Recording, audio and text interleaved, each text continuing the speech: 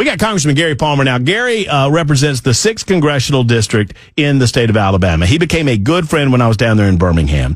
And Gary knows the rules of the road when it comes to Congress almost better than anybody. And I've not had an opportunity to talk to him about his thoughts on DOJ and whatnot. And I understand we've got our own beta senators up here and representatives, and we talk to those guys all the time. But it is time for me to glean some information from my good friend, 6th Congressional Congressman in the state of Alabama, former member of the leadership team in the halls of Congress. It's Gary Palmer time. Hey, Gary, how are you? Hey, Matt. I'm good. Good to talk with you. Everything going well?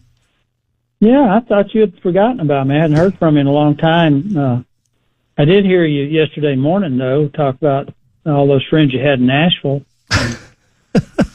Well, you know what? I got the friends that I have in Nashville will never hold a candle to Gary Palmer.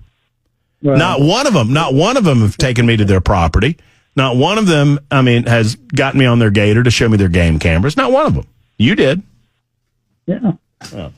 Well, look, yeah, I thought of you for this, Gary, because you understand the way things go in Congress. You've been around the halls of Congress for decades. You've been a member of Congress for the better part of. I've barely been here 1 decade. No, but before before then, you were head of Alabama Policy Institute, and you knew the game. You understood how things were working up there. That's all I'm saying. Yeah. And on this issue of, first and foremost, talk to me. The House managed to keep the Republicans together, except for Thomas Massey, and I guess he, at this stage, is a known quantity, a known commodity. But you got the continuing resolution passed. I know how much you hate it. I know how much you want to get back to regular order. I feel like that's the last CR that we're going to need to see for a good amount of time.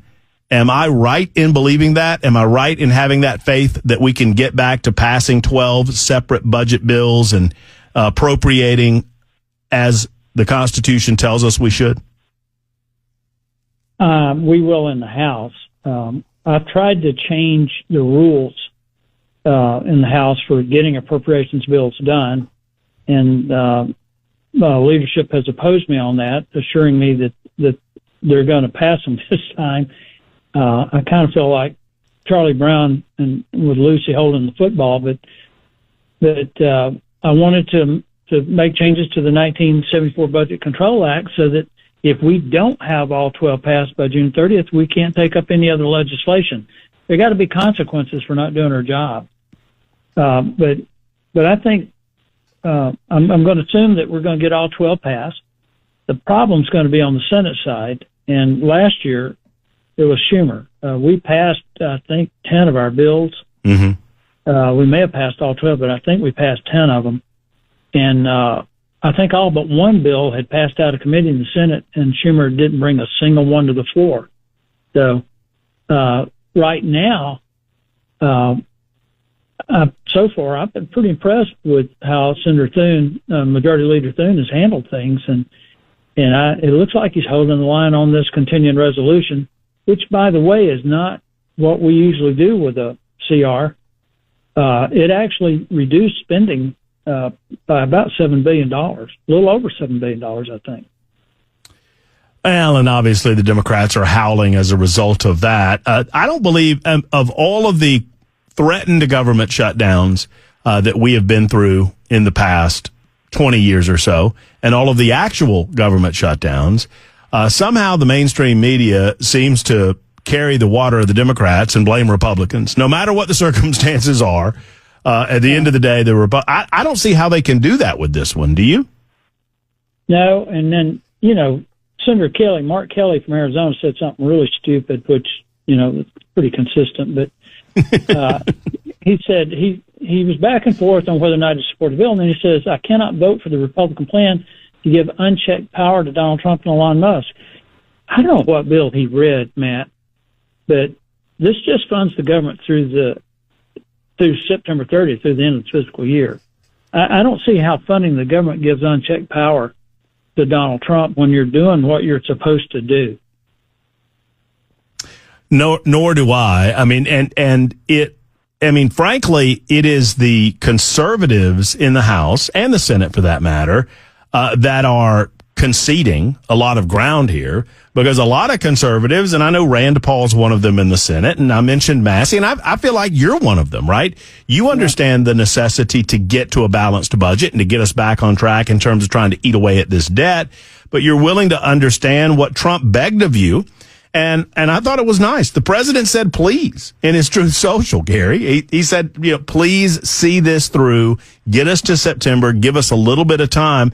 And I think it is a reasonable request. And frankly, with what DOJ is doing in the executive department, I've never been more hopeful that we can actually see the government of the United States of America eating away at some of their overspending. I'm hopeful. Well, Here's how I would want your listeners to understand this. The CR is important. The continuing resolution is important. But the real battle is going to be in the reconciliation bill. So do you lose the opportunity to fight the main battle by digging in on the CR, which is not the fight. That's not the fight. The fight is down the road, and this cleared the way for us to get to the budget resolution. That's where you're going to see us incorporate the savings that Musk and his team have found, where we're going to make the fundamental reforms that I think are going to save us trillions of dollars. And I've been working on something I'm not going to disclose right now, but Matt, if we work this out on this one particular thing I'm working on, over a 10-year period, I think it'll save us over $1 trillion. It's not even on the table of what Musk has found. That's in addition to it. We had a meeting with Musk last Wednesday, and I told him then, I said, you've brought in a handful of technically superior people. I mean, these are technical experts using 21st century technology on laptops, writing a few algorithms, and they've done better oversight of the federal government in 4 weeks than we've done in 40 years. And it should shock people how antiquated the federal data systems are and how this handful of people can come in and find all this stuff. I'm not blaming you, obviously. You're one of the good guys and have always been since you've been in Congress. However, you taught me and many of my listeners have heard me quote you on this front for a long time, since I've been in Nashville, that, when you told me years ago, Matt, just because there's a lot of Republicans in Washington, D.C., you think there's a lot of conservatives, and there aren't. But that's a paraphrase of your quote. But does it excite you in the way that it excites me to see some real action in the executive branch? And does Congress bear over its history some of the responsibility here? We've talked about how Congress has kind of ceded ground in terms of the regulatory control of so many of these laws that Congress passes. With that regulatory control comes a lot of overspending of the money. Is part of this Congress's fault, and do you applaud the executive branch using Musk and DOJ to claw it back? Well, a big part of it is we had a hearing this week, I think it was Tuesday, where we brought people in, one of whom was from the Government Accountability Office, and I worked very closely with them and have since I've been in Congress. They do great work, but their recommendations get ignored. And what the GAO had pointed out was that we're sending out anywhere between 240 billion a year in improper payments, maybe as high as over 500 billion. I mean, if you just look at the mean, the median there, that's $370 billion. And we do everything in 10-year windows. That's $3.7 trillion plus interest. And so I raised and I also pointed out that from about 2010 till now, we've passed 5 bills to deal with improper spending, and it's still going up, which, when I started digging into it, one of the biggest reasons that this happens is we've got antiquated data systems. We've got incompetent employees who are making administrative errors, approving payments where they didn't verify eligibility. And I know I'm nerding out on your audience, and they're probably driving. I don't want them to fall asleep at the wheel. But the bottom line is that Musk has come in here with people who know how to do this. And just in weeks, found all this, and this is what excites me, is that that what we ought to be doing with some of the savings is bringing our data systems into the 21st century, and you'll find out that a lot of these people that have been furloughed, we didn't need to start with, Matt. What about this, and a lot of questions about this, the ability of a federal judge in a district far away from D.C., far away from Tennessee, far away from Alabama, in San Francisco, telling the president of the United States who he can and cannot fire, probationary employees, mind you, within the executive branch. I suppose maybe this is under the current umbrella of his authority, but should Congress be looking at whether a district judge has an ability to order the Trump administration to do something that far extends way beyond the district of his control?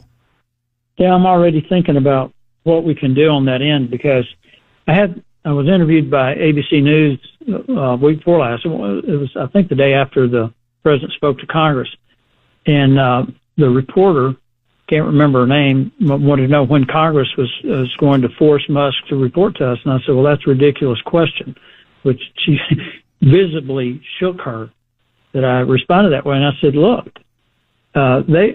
we called the president the chief executive for a reason. He's the chief executive. Musk doesn't report to Congress because Congress is the legislative branch. He reports to the executive branch, to the chief executive.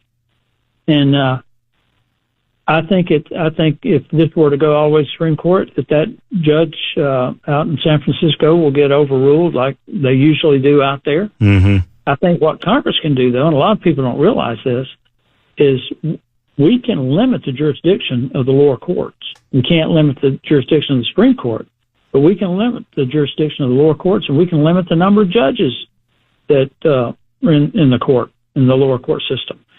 So I think at some point we're going to have to take some action against judges that are clearly activist judges acting outside the confines of the Constitution. A minute or two left with Gary Palmer, our good friend, congressman from the 6th District of the state of Alabama. Just you are a scholar when it comes to the inner workings of the congressional body. And I understand I'm about to ask you about the Senate, but we've talked about this in the past. So I'll ask the ultimate question at the end of the interview as to whether or not you think the Democrats will actually try to do this. But here's my question. So John Thune, has to get beyond a filibuster. Filibuster is a very important component of the Senate, and anyone that has, knowledge of the body respects the filibuster. My question is, why would he not make the Democrats filibuster? If they have an ability to hold this CR up through the threat of a filibuster, why wouldn't Thune make them do it? I think he should, and this is something that I'm want to push. Is that I think a filibuster has a legitimate purpose. I think you're absolutely right. But one of the most important purposes of the filibuster is to have a public debate. And they're not having a debate. You shouldn't allow one senator to block a bill without forcing them to go to the floor and debate it in full view of the public. And I think that's where this needs to come to. Back in the 80s, I think it was Howard Baker, who was a senator from Tennessee, had recommended some reforms to the filibuster rule. And it's not a law, by the way, it's a rule. It's a Senate rule. It's not even part of the Constitution, that would have forced debate and have a time limit on it, where they'd have to then vote on the bill. I don't know if we want to start pushing that again, but at a minimum, Matt, you're absolutely right. They should be required to go to the floor and make their case for why a bill shouldn't be considered. Right, and for those who don't know, and Gary well knows, but right now, and I understand the body tries to be collegial and all of that, but right now, Schumer threatens a filibuster and they don't make them actually do it. The mere threat of the filibuster prevents further action on the legislation. And I just want to force them to put in the work if they're going to do the filibuster. Yeah. And control the floor. That's right. And I'll tell you another reason they don't do it, Matt, It's because they got all these other bills that they want to bring to the floor. But if there's a real filibuster going on, everything else is blocked.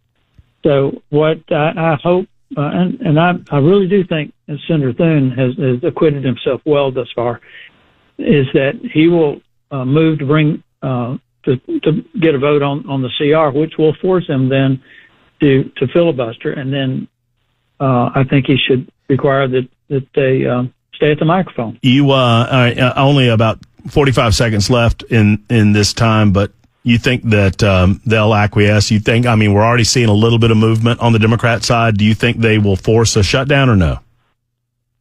I don't know. They could let the current CR expire Friday night at midnight because we're going into the weekend.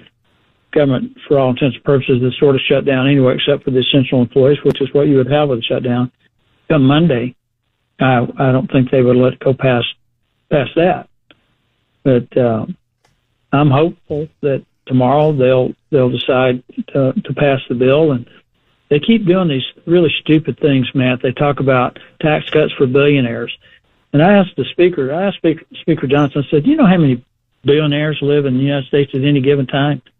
It's about 760. In 24, it was 754. Matt, you know how many of them got involved in the presidential election? 135. 83 of them were for Kamala Harris, which is 62%, and 52 were for Trump. Imagine that. 38%. So who's got a billionaire problem? I don't think it's us. Gary, we got to leave it there. Always good to catch up with you. We'll do it again very soon. Take care. Tell Miss Ann I said hello. I will. Thanks, Matt.